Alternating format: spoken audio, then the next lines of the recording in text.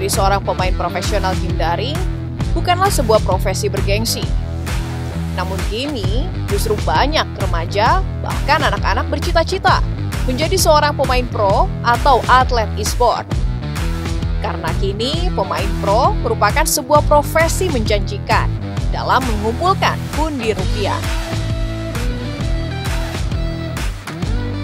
Adapun sumber pendapatan utama tim e-sport adalah kejuaraan atau turnamen. Tim yang sering dan berhasil menjuarai turnamen akan mengundang pihak pengiklan atau sponsor berinvestasi tinggi terhadap tim ataupun pemain. Kedua, dari sponsorship, semakin tinggi posisi tim atau kemampuan pemain, maka penempatan logo sponsor akan semakin meramaikan penampilan tim dengan tawaran nilai kontrak yang menggiurkan. Ketiga, adalah dari produksi konten pribadi dari para pemain. Pemain game yang terkenal akan menghasilkan iklan atau AdSense dan penonton yang tinggi. Profesi menjanjikan sebagai pemain pro menumbuhkan jumlah pemain atau gamers di Indonesia 100 juta orang pada tahun 2020. Indonesia memiliki pemain terbanyak nomor 1 se-Asia Tenggara. Dari e-sport juga mampu menghasilkan 13,8 triliun rupiah. Tim e-sport Indonesia bahkan mampu mendominasi kekuatan e-sport se-Asia Tenggara. Baru kemarin kita dinobatin sebagai salah satu 10 tim e-sport dunia yang mempunyai aktivitas sosial media paling tinggi. Kita ranking 3 di dunia. Dan satu-satunya tim di 10 besar tuh Asia kita doang. Jadi kita mewakili Asia Tenggara, kita mewakili Asia. Karena satu, memang populasi Indonesia juga in terms of pengguna sosial media cukup tinggi, cukup besar. Tapi kenapa nggak tim lain juga cukup besar? Padahal fun fact-nya adalah tim RRQ, sosial media tim RRQ itu bukan yang paling besar di Indonesia. Tapi karena fans-nya itu aktif dan engagement kita juga tinggi sama fans, kita sering banget nge-treat fans, kita punya grup untuk fanbase sendiri, kita punya aktivitas-aktivitas yang memang dikhususkan untuk fanbase kita gitu loh, bukan secara publik.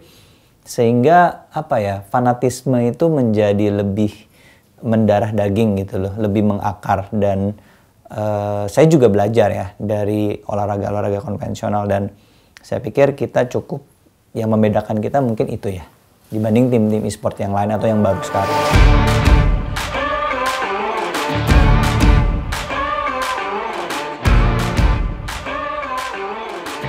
Rex Rigam Kion atau RRQ merupakan regu e-sport asal Indonesia terpopuler ketiga di Asia Tenggara. Berdiri pada tahun 2013, tim berjuluk Sang Raja ini kerap memenangkan hingga 250 turnamen bergengsi dari skala nasional hingga internasional. Dengan jumlah atlet sekitar 40 orang dan memiliki 9 tim dari 6 divisi game baik mobile, PC, maupun konsol. Sepanjang 2019, tim RRQ mampu meraup total besaran hadiah sebesar 5,7 miliar rupiah. Pada tahun 2020, tim RRQ mendominasi Asia Tenggara dengan menjuarai gelaran MPL Invitational 4 Nations Cup dan menuai total hadiah mencapai 9,6 miliar rupiah. Di level nasional, RRQ memborong 3 piala dari ajang Indonesian Esports Awards 2020 sebagai Pro Team Esports terfavorit. Sejumlah penghargaan tingkat internasional lainnya juga berhasil diamankan tim RRQ. Kini, RRQ berekspansi mengembangkan pembentukan tim gaming tingkat multinasional.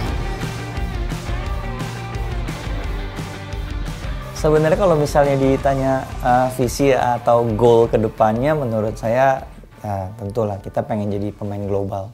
Kita pengen jadi salah satu yang terbaik di dunia, bukan hanya di Indonesia, di Asia Tenggara, tapi di dunia. Karena menurut saya kita sudah pernah dan bisa membuktikan diri bahwa kita tuh bisa gitu loh. Anak-anak Indonesia ini bisa gitu loh. Mungkin di olahraga-olahraga lain hanya beberapa ya, tapi saya merasa di e-sports yang apa ya, yang digadang-gadang sebagai olahraga digital, olahraga masa depan, saya sangat berkeyakinan bahwa kita bisa berbicara banyak. Dan di RRQ sendiri memang arahnya ke situ, makanya kita ada pengembangan ke luar negeri, ke Thailand. Terus baru seminggu yang lalu kita juga ada buka cabang di Filipina.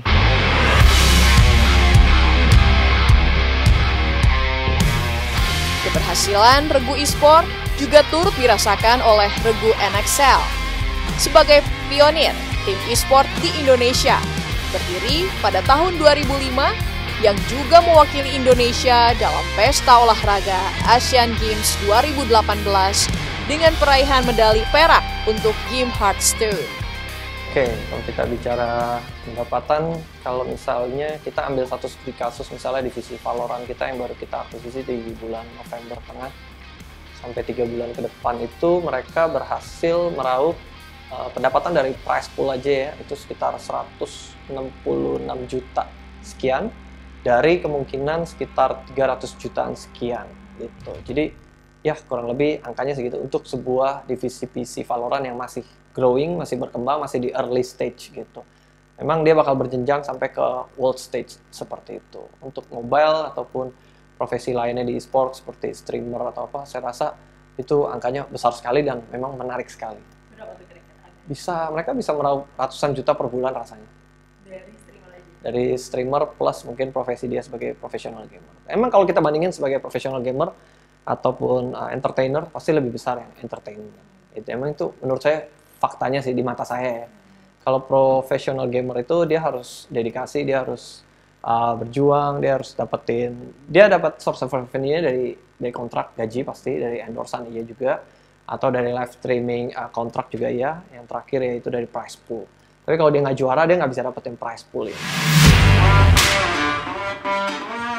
Untuk meraih minat investor atau pengiklan, tertarik menanamkan modal ke tim e-sport, meningkatkan kemampuan atlet adalah salah satu cara agar dapat sering memenangkan turnamen. Saya mengajarkan anak-anak untuk mengasah skill. Mereka itu skillnya sangat bagus, tapi saya lebih ke chemistry sih. Karena semua anak-anak yang diambil sama saya ke sini itu skillnya udah di atas rata-rata pemain Indonesia, tapi kita masih kurang dari komunikasi. Cara memperketat atau memperbaiki komunikasi itu dengan ikut-ikut pastur, ikut-ikut turnamen-turnamen kecil, itu minimal sehari 10 kali agar komunikasinya itu berjalan dengan lancar. Menjadi atlet e-sport adalah karir bagi talenta yang punya keberanian. Banyak atlet yang memulai kiprah di usia belia.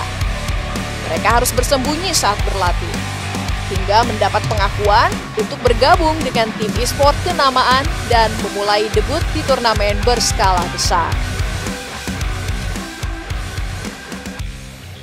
Dari dulu sih nggak pernah didukung sama orang tua, karena ya orang tua kan taunya buat apa sih main game, nggak ada masa depan.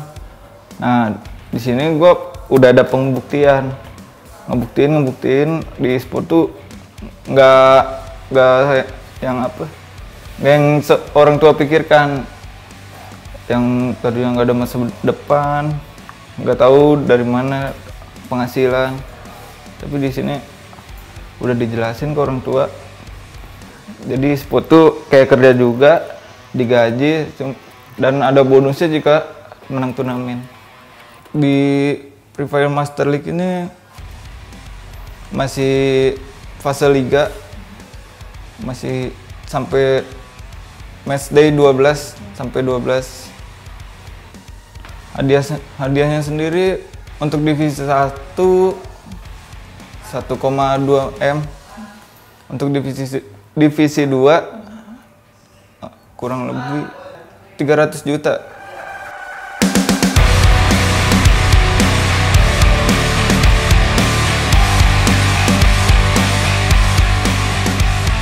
Ya, terus main Hearthstone awalnya iseng-iseng sih, ternyata turnamennya banyak juga, jadi tetap nggak bisa berhenti juga main, tetap lanjut terus sampai akhirnya Puncaknya mungkin Asian Games kemarin wakilin Indonesia, lalu setelah itu ada kejuaraan dunia juga di Las Vegas, lalu tahun depannya di Arlington, Texas.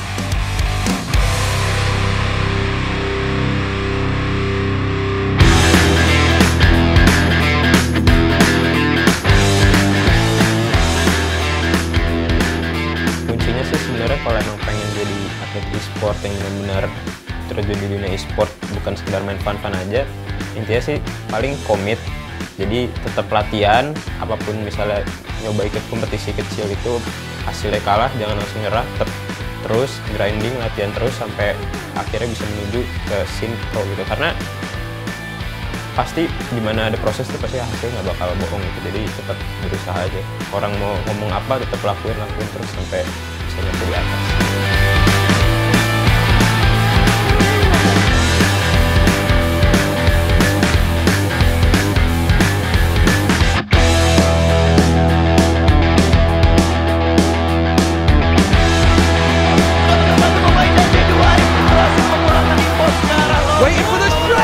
Industri gaming tumbuh subur, mampu menghasilkan 1,1 miliar dolar Amerika Serikat dari pangsa pasar Indonesia pada tahun 2019. Pemerintah terus mendorong pelaku ekonomi kreatif untuk mengoptimalkan potensi industri kreatif di Indonesia untuk terus bersaing di pasar internasional. The Kana Card Fireball, Benson right down.